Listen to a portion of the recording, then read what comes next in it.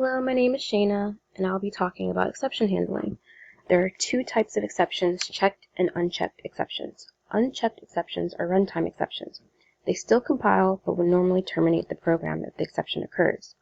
Sometimes we don't want that to happen and would rather handle that exception and give the user a chance to fix that particular error during runtime. So let me show an example of a program that has no exception handling. Here on the left, I have a program that makes the user enter a number and then a second number, and then it divides those numbers. So if we run this, for example, I'll put 4, and then 2, and it says 4 divided by 2 is 2. And so everything is good. However, what if I put 4 divided by W or something, a string? You'll get immediately an exception that occurs because W is not an integer, and it'll have input mismatch exception, and it will terminate the program prematurely, and that's not what you normally want to happen. Sometimes you don't want that to happen. You want the program to continue and maybe possibly give the user or programmer a chance to fix that problem during runtime. So a way to do this, to fix those kind of problems and to handle those exceptions, is to use a try-catch finally block. Here's an example of the same code, but with try-catch finally blocks. So first, you would put the thing that the exception where it occurs would be in the try block right here.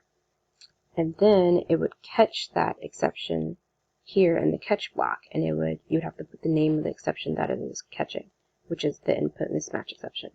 And then finally, the finally one block always occurs after the try block. Whether there's an exception that occurs or not, sometimes you don't even need to put the catch block. Sometimes, and finally is also optional. The catch blocks and the finally blocks are optional. But finally always occurs after the try block, and that just kind of ends the program. Like, it basically kind of wraps it up. Usually we like to use this if we're trying to close the scanner. So let's run this, and let's do 4 and then do the same issue. We put a string, and something went wrong. 4W. Oh, there it is. Okay, so if we ran this time, instead of it just completely ending the program prematurely, it decided to catch that exception, and it will let the user know what exactly the problem is. So it caught it in the catch block, input mismatch exception, and it tells you where it is, and I said print stack trace so it could tell you exactly where the problem is and where it occurred, and then finally it closed the scanner. So that's why that's so useful to have, because it gives you a chance to fix things. Now I'll show you how to throw an exception.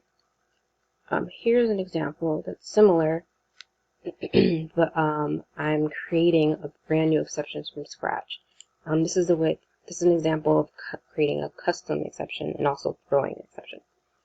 So here on the right, I created an entire brand new exception, custom made, and it extends the runtime exception. Sometimes you might need to do this because you have a particular exception that isn't already written in the API. So you might have to create your own, and usually you always put the word exception at the end to let people know that it's exception. So when you do that, it'll have a constructor that you need to make sure to have. And so when you throw it, you put the words throw, new, and the name of that exception, and then some kind of message or something that goes with the constructor. So if I run this, and I made this exception random, it's very random. I just made it so that if you put a negative number for the total, it will create an exception. So if you run this, and you go here, you enter a number, and then say I do a negative number, that did not work properly. Let's see. 1, 4. Oh, there it is. Okay, so it created a negative total, and then the random exception ended up happening here. And it was caught because I had to make sure to catch it, random exception. And it printed out the stack trace. right here, and that's stack trace is something that it inherited from its parent class from the runtime exception class, and it closed that scanner. Now I will show you some examples of a checked exception. So checked exceptions are exceptions that happen during compile time, and they're usually things that are out of your control. So for example, here on the left is checked exception. One of those examples, if you have a file that you're trying to read and you happen to have data that does not exist, maybe you put in the wrong name of the file or it just wasn't there, you would end up getting an exception that happens during compile time. It wouldn't run at all. And so you would just immediately get an unhandled exception type, file not found exception right here, and you would not be able to run this at all. And that's the difference between a checked exception. So this is my example of exception handling. Thank you and have a good day.